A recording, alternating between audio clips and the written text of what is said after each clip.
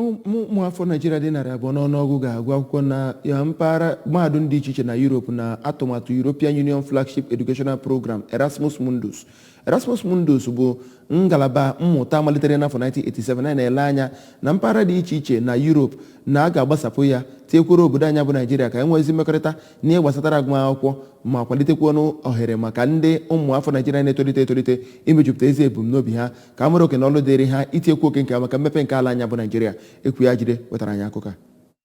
Nkuzi na ọmụmụ ga-ewe ọnwa 21 wee kwụsị n'ọnwa 24. A ga-ahụ na ndị ga-erite erere anụnwa ga-agụ akwụkwọ na mahadum 3 dị n'obodo ọbụla ma ọ bụ na-ewetacha bụ mmemme n'isi njedebe. Ndị tozuru etozu a ga-akwụrụ ụgwọ akwụkwọ ga-enweta nzere ịgụ masters na mahadum ndị ahọpụtara. O wee bụrụ ebumnobi Erasmus Mundus maka ndị na-achịkọba ya bụ mmemme maka ịgụ akwụkwọ masters. N'ime ka amata nke anụnwa, ọ ga na-agwa ndị akụkọ okwu na Abuja, UU Ambassador Naijiria na ECOWAS bụ Nwaada Samuela Isopi kwuru na ebe ndị European Union na-enegara anya bụ ịkwalite ngalaba nke mmụta, inwe mkparịta ụbụbọ ha na Naijiria ya na ịkwalitekwu mmadụ one ga-erite erere n'ime afọ abụọ na-abịanụ ka o si na mmadụ dị 44 wee ruo mmadụ dị 200 n'ọnụọgụ n'ihi mmemme dị iche iche ha dịgasị n'aka ịzụpụta ndị mara ihe ekwe na-akọ na Naijiria. Ya bụ ambasadọ mere ka amata na ya bụ mmemme akpọrọ Erasmus bụ mmemme na-agbanwe ọnọdụ mmadụ, na-akwalitekwa na ohere inwe ọlụ maka ndị na-enweghị ọlụ ma na Naijiria ma na obodo ndị ọzọ, ma na-adọtakwanụ mkparịta ụbụbọ na-enwe ntụgharị uche maka ndị si n'ebe dị iche iche n'ụwa niile. Oriakụ Isopi mere ka amata na ya na-ewulite ya na nkwenye igosi ya gbasatara nkụzi ebe ndị ntorobịa nọ bụ nke dịkarịchara mkpa, ya na ịkwalite omenala na ịkwalite mmepe zuru oke n'ọnọdụ akụ na ụba n'obodo, ya na inyekwa ohere maka inwe mkparịta ụbụbọ maka obodo dị iche iche nọgasị na mpụga Europe. O mere ka amata ndị a bịara na Naijiria na njikọta aka ọnụ ụlọọrụ ministrị na-ahụ maka mmụta na-agbasi mbọ ike ịkwalitekwu amụma mmụta dị n'ogo dị elu ka ndị mmadụ sonye n'oke mmemme a. Ego amụpụtara maka ego ọlụ bụ ego dị ijeri naira 26 na ụma